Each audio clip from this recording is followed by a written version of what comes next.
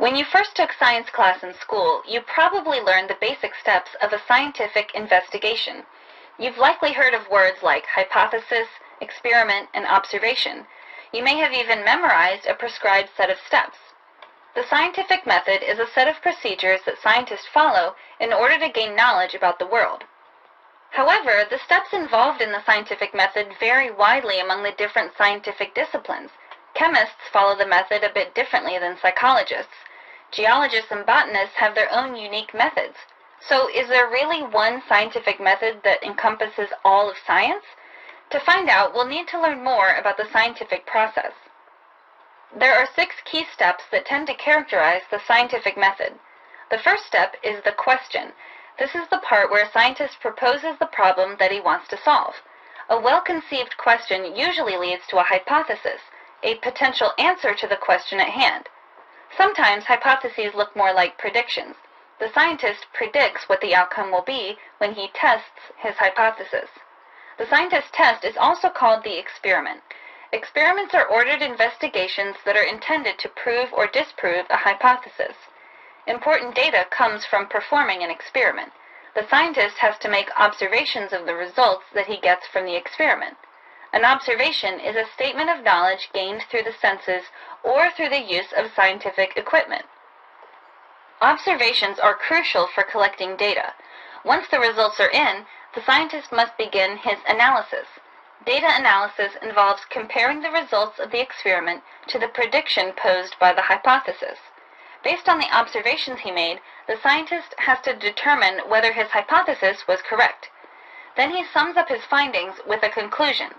The conclusion of a scientific process is a statement of whether the original hypothesis was supported or refuted by the observations gathered. The scientific method usually employs all 6 of the steps I mentioned, but the steps don't always occur in the same order. Real scientists may go back and repeat steps many times before they come to any conclusions.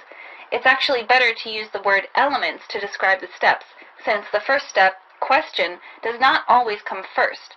Sometimes, for example, it's an observation that came first and spawned the initial question. Likewise, observations that are made during an experiment can inspire more questions that scientists have to answer.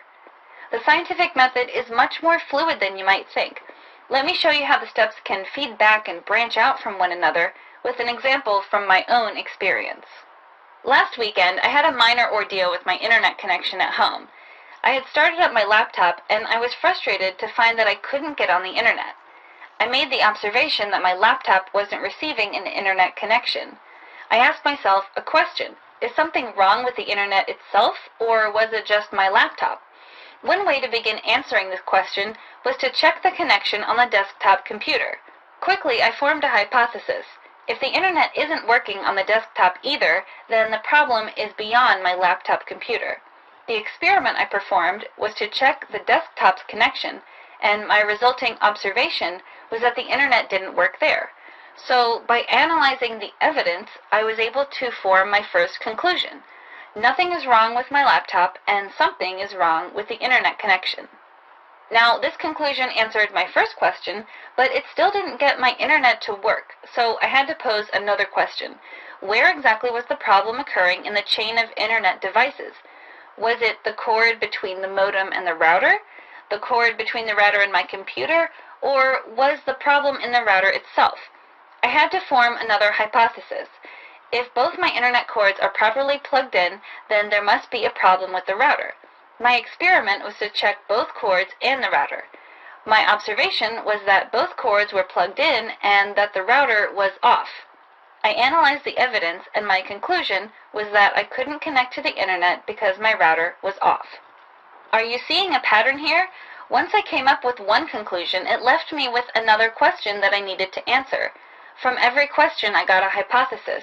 From every hypothesis, I got an experiment, and from every experiment, I got observations that led me to more conclusions. I don't need to tell you the rest of the story. Eventually, I figured out that my router was unplugged and solved my internet problem by plugging it back in. The important thing to see here is that the scientific method doesn't follow a straight line. It loops back on itself in countless ways. It branches out into new investigations. There's never just one way to answer a question. Keep in mind that the key elements of the scientific method are not the only things that keep science moving forward. It's not nearly as rigid as many textbooks describe. In addition to hypotheses, experiments, and analyses, science requires more subjective processes like creativity, experience, and intuition. In my problem with the internet, I needed to reference my basic knowledge of computerized technology. I knew from experience that unplugged cords were most likely the cause of the problem. But I also brainstormed for a minute or two about other possible causes. I have 2 curious cats and a husband who often changes the arrangement of our cords on the power strip. It's dusty under our desk and the router is getting old. Any of these factors could have affected the connection. I didn't end up pursuing those other possibilities, but I did use plenty of creativity while trying to solve my problem. If it had turned out that my problem was more complicated than an unplugged cord, then I would have had a handful of other ideas to try. Many scientists have used a combination of skills to develop their ideas. Take Charles Darwin, for example. He is credited with devising the theory of evolution by natural selection. It's a biological theory, but Darwin wasn't a biologist. He was a naturalist who studied not only plants and animals, but anything to do with the natural world. Darwin read up on Geological Principles written by Charles Lyell. He studied theories of economics and population by Thomas Malthus. He bred fancy pigeons and collected natural artifacts on his farm.